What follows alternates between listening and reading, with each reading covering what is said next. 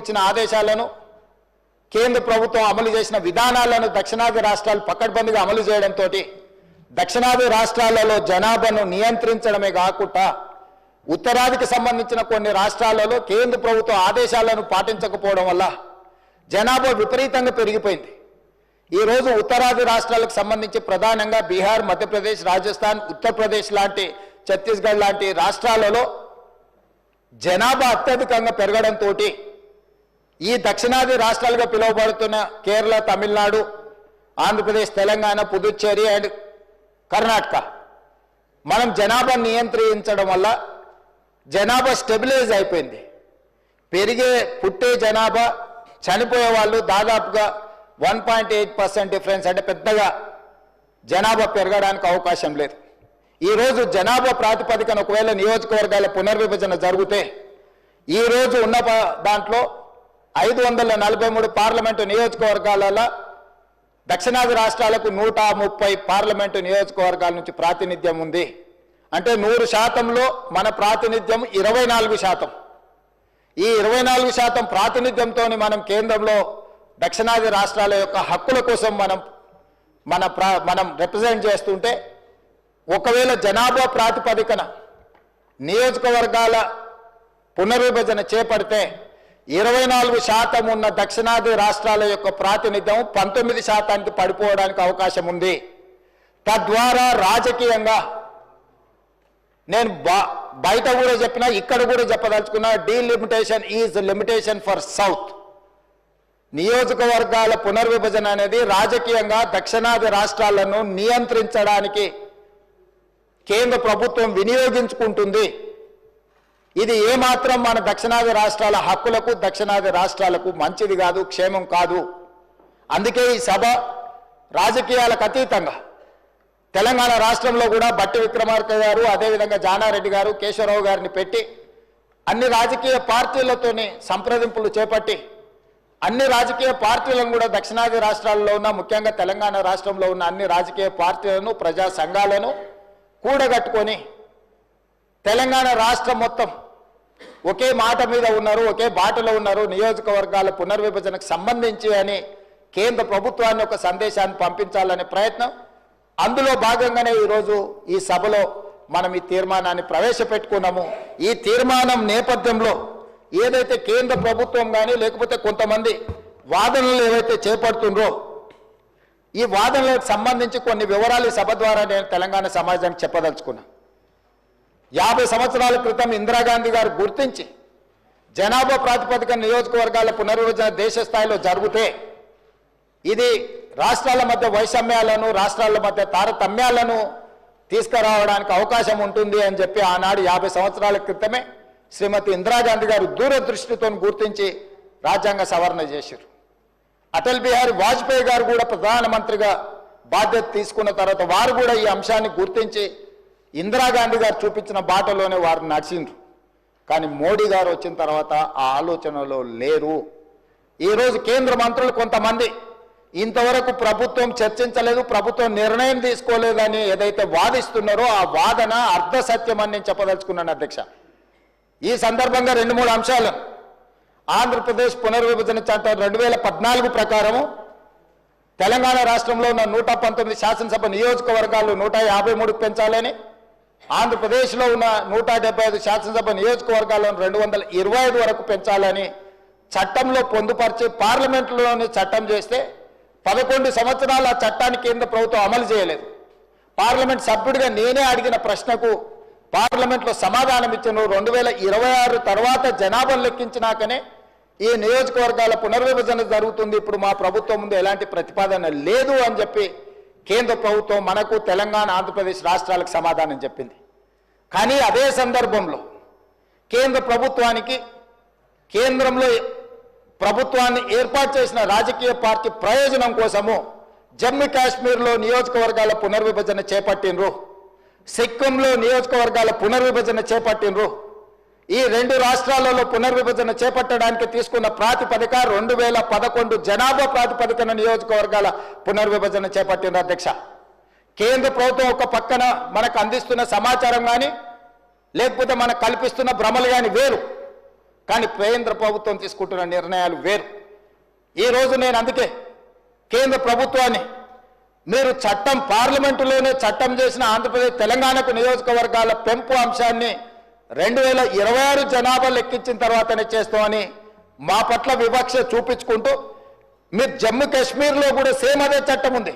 2026 తర్వాతనే జనాభాను లెక్కించిన తర్వాత నియోజకవర్గాల పునర్విభజన జరగాలి శాసనసభలో అంటే దాన్ని పక్కన పెట్టి రాజ్యాంగాన్ని సవరించుకొని 2011 నియోజకవర్గాల 2011 జనాభా ప్రకారం 83 నియోజకవర్గాలుగా ఉన్న అసెంబ్లీని 90 నియోజకవర్గాలుగా పెంచడమే కాకుండా నియోజకవర్గాల పునర్విభజన జమ్మూ కాశ్మీర్ రాష్ట్రంలో అమలు చేసిండ్రు అధ్యక్ష.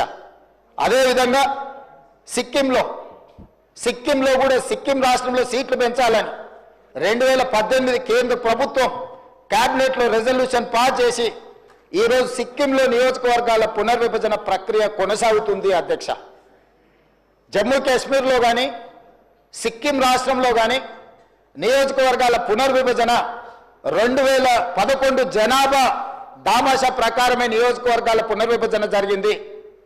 మరి ఈరోజు మేము ఆందోళన చెందడానికి ఈరోజు ఈ శాసనసభలో తీర్మానం ప్రవేశపెట్టడానికి కేంద్ర ప్రభుత్వం అవలంబిస్తున్న ద్వంద్వ విధానాలను ఈరోజు ప్రజల దృష్టికి తీసుకువెళ్లడం కోసమే ఈరోజు తీసుకున్నాము. పార్లమెంటులోనే 2014 పునర్విభజన చట్టంలో పొందుపరిచిన ఆంధ్రప్రదేశ్ తెలంగాణ శాసనసభ నియోజకవర్గాల పెంపును మీరు పక్కన పెట్టి మీకు రాజకీయ ప్రయోజనం లేదని 2 రాష్ట్రాల అసెంబ్లీ సీట్లు పెంచకపోవడం, రెండో పక్కన మీకు రాజకీయ ప్రయోజనం ఉందనుకున్న జమ్మూ కాశ్మీర్ అండ్ సిక్కింలో శాసనసభ నియోజకవర్గాలను పెంచడం, ఆ పెంచడానికి ప్రాతిపదిక 2011 జనాభా లెక్కలు తీసుకోవడం అనేది ఈ రోజు మనందరం కూడా గమనించవలసిన అవసరం ఉన్నది అధ్యక్ష. ఇది చాలా ప్రమాదకరమైన సందర్భం. ప్రమాద గంటికలు మోగుతున్నాయి. ఈరోజు ఈ దక్షిణాది రాష్ట్రాలకు సంబంధించిన శాసనసభ్యులు కావచ్చు, పార్లమెంట్ సభ్యులు కావచ్చు, శాసన మండలి సభ్యులు కావచ్చు, ఎవరైనా కావచ్చు, స్థానిక సంస్థలలో ఉండే కావచ్చు, లేకపోతే ఈ ప్రాంత ప్రజలు కావచ్చు, కేంద్ర ప్రభుత్వం ఆదేశాల మేరకు జనాభా నియంత్రించి కేంద్ర ప్రభుత్వం ఈ దేశం యొక్క అభివృద్ధిలో భాగస్వాములుగా మారిన మనం కేంద్ర ప్రభుత్వానికి వస్తున్న పన్నులు జీడిపిలో 36% ఈ దక్షిణాది రాష్ట్రాలు ఈరోజు మనము ఇక్కడ నుంచి పన్నులు కడుతున్నాం అధ్యక్ష. 24% పార్లమెంటులో ప్రాతినిధ్యం ఉన్న ఈ దక్షిణాది రాష్ట్రాలు ఈరోజు కేంద్ర ప్రభుత్వానికి చెల్లిస్తున్న పన్నుల్లో 36% మనం కడుతున్నాం అధ్యక్ష. తిరిగి మనకు వస్తున్న చాలా తక్కువ అధ్యక్ష. ₹1 తెలంగాణ రాష్ట్రం నుంచి మనం పన్నులు చెల్లిస్తే 42 పైసలు మనకు వస్తున్నాయి అధ్యక్ష. కేరళకు 16 పైసలు వస్తున్నాయి అధ్యక్ష. తమిళనాడుకు 29 పైసలు వస్తున్నాయి అధ్యక్ష. ఇట్లా చాలా తక్కువ. మనం ₹1 చెల్లిస్తే మనకు వచ్చేది తిరిగి కేంద్ర ప్రభుత్వం నుంచి వస్తున్న వాటా చాలా తక్కువ ఉంది. అదే ₹1 బీహార్ చెల్లిస్తే ₹6 పైసలు బీహార్ పోతున్నాయి అధ్యక్ష. బీహార్ రాష్ట్రం కేంద్రానికి ₹1 చెల్లిస్తే కేంద్ర ప్రభుత్వం తిరిగి ₹6 బీహార్ రాష్ట్రానికి ఇస్తుంది అధ్యక్ష. ఉత్తరప్రదేశ్కి ₹2.73 ఇస్తుంది అధ్యక్ష ₹1 చెల్లిస్తే. అదేవిధంగా మధ్యప్రదేశ్కి ₹1.70 చెల్లిస్తున్నారు అధ్యక్ష. అంటే ఈరోజు ఆర్థికంగా మనకు నష్టం జరిగినా పర్వాలేదు. ఈరోజు ఆర్థిక అభివృద్ధితో పాటు ఉద్యోగ ఉపాధి అవకాశాలలో దక్షిణాది రాష్ట్రాలు ఈ దేశానికి ఆదర్శంగా నిలబడ్డాయి. ఆర్థిక ప్రయోజనాలు మనకు దెబ్బతిన్నా దేశం యొక్క స్ఫూర్తిని, దేశభక్తిని దక్షిణాది రాష్ట్రాలు చాటుకొని స్పష్టంగా ఆర్థికంగా మనకు నష్టం జరిగిన కేంద్ర ప్రభుత్వంలో భాగస్వాములుగా మనం ఈ దేశ నిర్మాణంలో, ఈ దేశ అభివృద్ధిలో భాగస్వాములుగా మారినాం.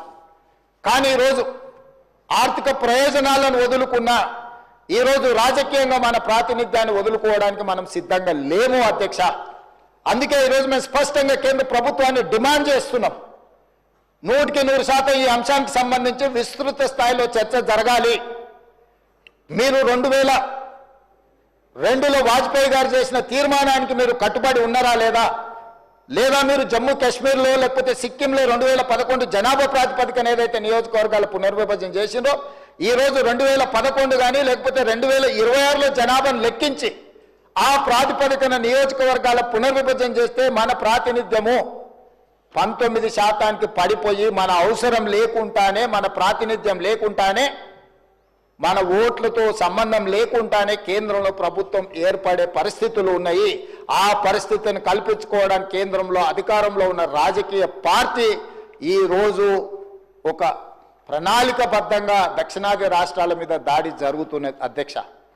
అందుకే ఈ ఆందోళనకరమైన నేపథ్యంలో తెలంగాణ రాష్ట్ర ప్రభుత్వం రాజకీయాలకు అతీతంగా అందరికీ నేను విజ్ఞప్తి చేస్తున్నా, మీరందరూ మనమందరం కలిసికట్టుగా కేంద్ర ప్రభుత్వంతో మాట్లాడదాం, కేంద్ర ప్రభుత్వంతో చర్చలు చేద్దాం. కలిసి వస్తే కలిసి వస్తుంది, కలిసి రాకపోతే మన అందరం ఒక పోరాటాన్ని నిర్మాణం చేసుకోవాల్సిన అవసరం ఉంది.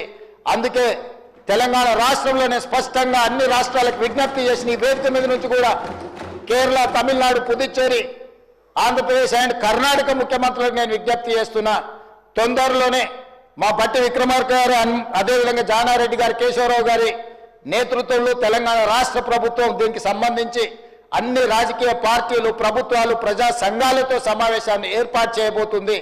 దానికి మీరు అందరూ రాండి. ఆ సమావేశంలో మనందరం కలిసి మన యొక్క ఆవేదనను, ఆలోచనను, భవిష్యత్తులో మనకు జరగబోయే నష్టాన్ని ఏ విధంగా పూడ్చుకోవాలనో, ఏ రకంగా కేంద్ర ప్రభుత్వంతో మనకు కావలసిన అంశాలను పరిష్కరించుకోవాలనో దానికి అందరూ సహకరించాలి.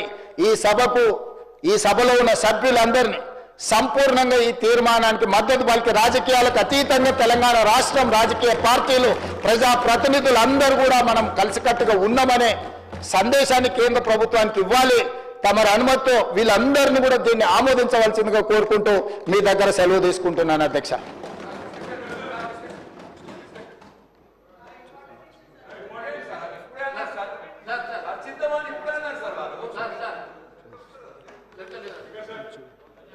Resolution moved. The question is that the government resolution is before the House. Those who are for the resolution, please say ayes. Those who are against, please say no. Ayes have it, ayes have it. The resolution is adopted. Vaida Pratipadanam. Tanneeru